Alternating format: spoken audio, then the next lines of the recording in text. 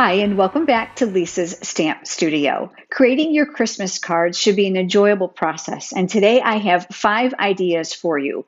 I'm going to demonstrate one right along with you, and I have 4 others to share with you. This is a great project for you to use your Scrap Designer Series paper and cardstock.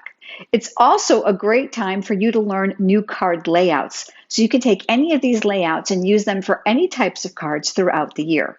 If this is your first time visiting my YouTube channel, I would love to encourage you to subscribe. If you click the subscribe button down below and that small bell icon, you'll receive notifications when I'm live right here on YouTube, as well as when I share a new video. Let's head over to the stamp table and let's get started on today's cards. I've cut several pieces of coordinating blue cardstock. These are measured 1 inch by 3 inch, and I decided I wanted to add some texture to these before I added them to my card layer. The beautiful Evergreen Forest 3D embossing folder I thought would be perfect with that deer. So I'm going to go ahead and open this up, and I want to teach you on how I layered these so that I would have a continuous image. I placed the first darkest shade here at the bottom in the order that I wanted them to appear on my finished card. The next layer went here, so I have Night of Navy and Misty Moonlight. This is Seaside Spray, and then finally I have Balmy Blue. You can see that I've butt them up against each other to make them as even as possible. Then I just very carefully closed the hinge on my embossing folder, and then I passed this through my Stampin' Cut and Emboss machine. The 3D embossing folder provides a beautiful deep impression, and you can see now I have a continuous pattern. To add those layers, I'm going to be using my silicone craft sheet to help me with the adhesive. I love this product because adhesive, liquid glue, and hot glue will not stick to it. I've cut myself a piece of Whisper White cardstock here, measuring 4 by 5 1/4. And I want to give you a tip about laying out and then adhering these layers, because oftentimes, if you're like me, you have trouble getting them even. The best tip I have for you is to turn the paper horizontally, because I find that I have better luck putting them vertically than I do horizontally. I'll lay them out in the pattern that they were embossed. By laying them out first, I'm assured then that I have an idea of where the placement is going to go. I'm doing my best to make sure there's about an equal amount of space on all 4 sides. And again, you're just going to do this visually because it's never going to be perfect. I'm going to flip that one over, and on the deboss side, I would typically add adhesive, but I have found, because my preference is the Stampin' Seal Plus, which is very, very strong, that it pulls up a layer of paper. So I'm going to use just a little bit of liquid glue. I try to use this sparingly because I don't want to use too much where it's going to ooze out the sides. The great thing about the liquid glue is it's going to give you a little bit of wiggle room when you go to lay this layer down. So I'll go ahead and I'll very carefully position that where I wanted it. I'm looking again to see if I've got equal space before I go ahead and tack that down, and then I'll just lightly press. I am going to work my way up. I'm going to try to keep an equal amount of space between those layers. Again, you want to use the glue sparingly because you want to make sure you don't have thick edges where it's going to come out the sides. The one thing about the liquid glue that I love is not only does it give you a little wiggle room, it's very, very strong.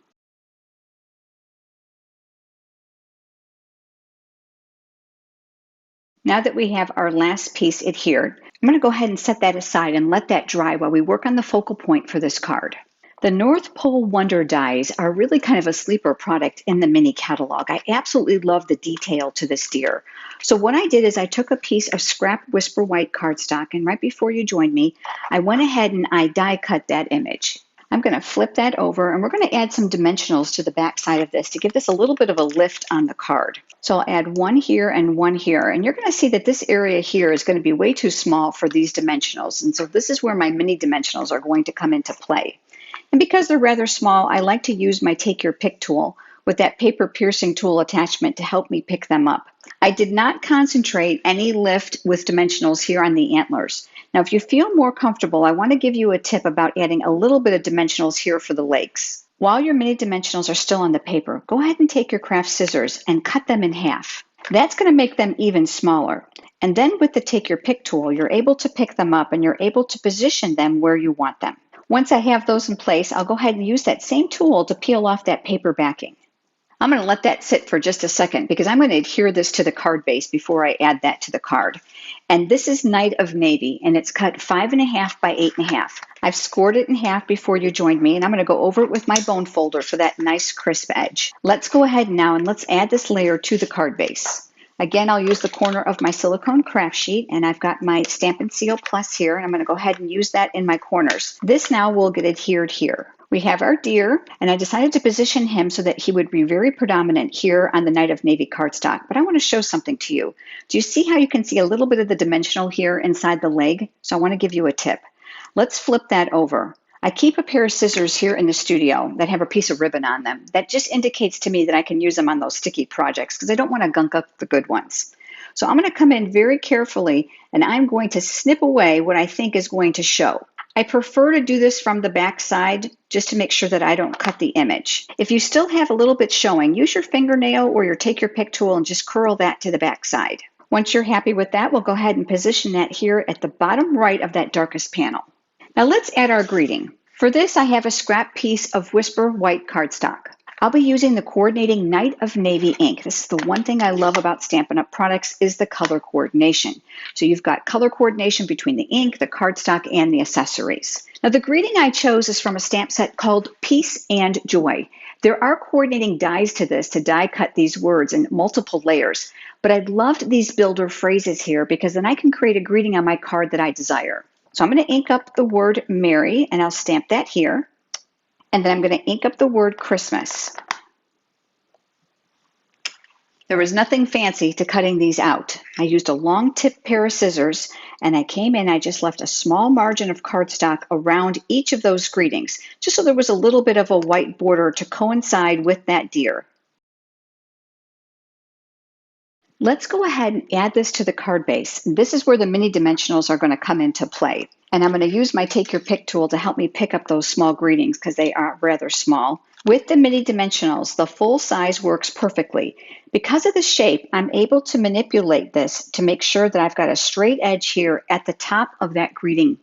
I'll go ahead and I'll place 2 on each of these pieces. Again, with that paper piercing tool attachment, I'm able to remove those small paper backings. I'm going to take the word Merry and I'm going to start with this piece in the upper right-hand corner. Now I chose to hang my greeting off just a little bit for some visual interest. And we'll do the same thing now with this piece. I chose to line the outside edges up and then I placed the word Christmas right underneath. Now I decided it needed a little bit of pizzazz and I want to show you a product that I'm really enjoying.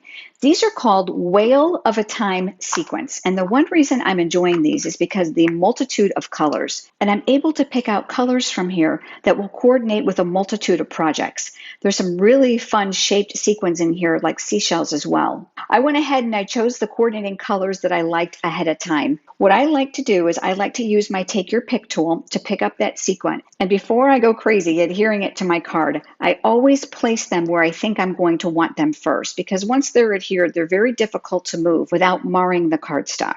There are several ways you can adhere glue dots. Fine tip glue, the liquid glue, but my favorite are the mini glue dots that come in the Paper Pumpkin kit. Paper Pumpkin is a monthly craft subscription. It includes a stamp set, a small ink spot, and pre-cut supplies to make an adorable project. There's no prep.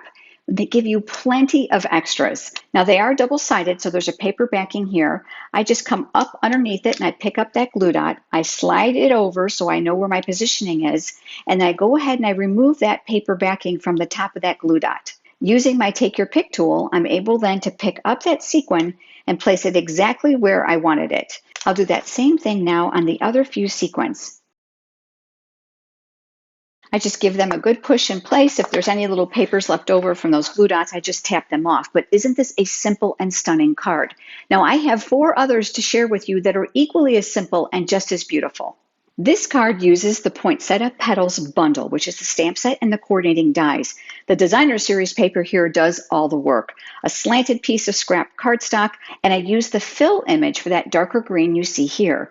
That extra tone of lighter green that you see, I actually applied with a sponge dauber, just to give a little density to coordinate with that designer series paper. And those beautiful glittered, wonderful gems play up that holly appearance. This next card is all about the designer series paper. I've used the Itty Bitty Christmas greeting and I coordinated the ink to the designer series paper, which is Mossy Meadow. The copper highlights in the brightly gleaming designer series paper are beautifully highlighted with this basket weave metallic copper ribbon. My 4th card is a square card. This measures 4 1/4 by 8 1/2, and I did score it and fold it in half, which gives us a 4 1/4 by 4 1/4 inch square card. This is from the In the Pines bundle stamp set and the coordinating dies. The stamp set is two-step, which means it creates the outline for the tree and then there's an image that provides the solid fill. I just added some simple accessories with a very simple grid pattern of designer series paper. And my last card doesn't use a stamp set at all. It's a great use of scraps and one the kids can do with you. This is meant to be a folk art or primitive Christmas tree. I used scraps of designer series paper from 'Tis the Season, and I cut them about a ½ inch, and I left them long because then I trimmed them up into a triangle formation. I used some silver foil from the Stitched Stars die just to add a big topper to this very whimsical and primitive Christmas card. I would love to know which of these is your favorite. Would you leave me a comment below? And if you don't already have a Stampin' Up! Demonstrator and you are interested in receiving copies of the current catalogs, head over to lisasstampstudio.com and click on catalogs where you can request one there. If you have enjoyed today's video and the ideas that I've shared, would you please give it a thumbs up here on YouTube, which is a like. It certainly helps. And I look forward to having you join me next time. Have a great day.